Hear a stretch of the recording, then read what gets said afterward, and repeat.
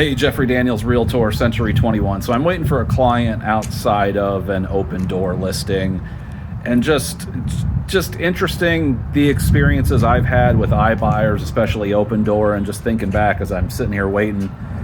When Opendoor first came on the market, one of the very first things that I ran into on their listings was squatters. I work Central Phoenix corridor, maybe a little bit more urban area than some of the suburbs surrounding.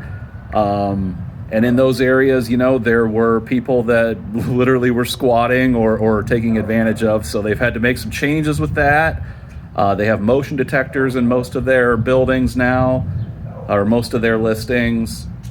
Now on all their pictures, they have, so then there were squatters. So then the next thing that started running into is I was getting calls from people that had been scammed on Craigslist with rental scams. And then so what people had been doing was taking these self-tour properties that Opendoor had and pretending like they were the property manager or they were the landlord. So they were then taking cash deposits from potential tenants that thought they were renting this house that they had just had a tour and just seen.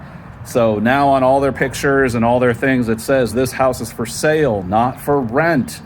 So it's just interesting as this, they're attempting to disrupt, attempting to automate, and I respect them for it. I mean, I think I'm interested in any sort of innovations.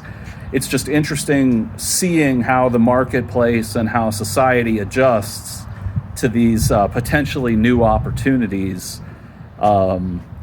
As they kind of go through and do these changes. So it's been pretty interesting. I think they're an interesting company. I normally contact them when I'm representing sellers just to make sure that I am collecting and gathering all offers. I do think they were doing something cool, and just how the world is reacting to what they're trying to do.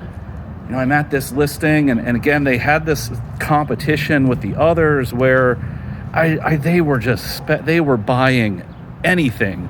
And as a seller, especially if you have a distressed property or home that needs, you might have missed out on a golden opportunity, because with the changes in the economy and things like that you're seeing in the news, these guys have definitely changed their buying criteria.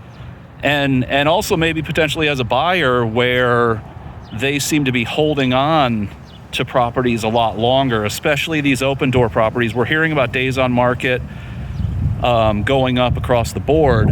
I think these iBuyer ones are, especially because not only did they purchase them for probably more than any retail buyer was willing to pay, but now they're sitting on them at possibly an above market price. And as our appreciation slows down, not going into depreciation, not seeing price reductions, but as housing prices slow down on their appreciation, they may be stuck on these margins where now, especially with what's going on in the stock market, I think their investors, their stockholders, are starting to demand profit instead of just, revenue at a growth phase. So this was a property that I've done a quick walkthrough, and again, waiting for my client, but it's still almost a flip opportunity. And especially considering where we are, it's priced pretty high. It looks like it's had a few buyers drop out on it already. And it's seeing what an organization, what a corporation might do with public financing, other people's money, right? You try to grow and scale this stuff up to the point of where you can run a business and profit and pay shareholders.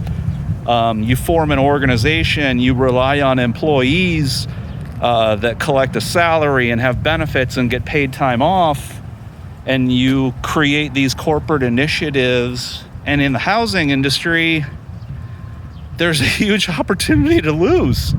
So we'll see. I think they're an interesting company, and the people there have been pretty easy to work with for the most part.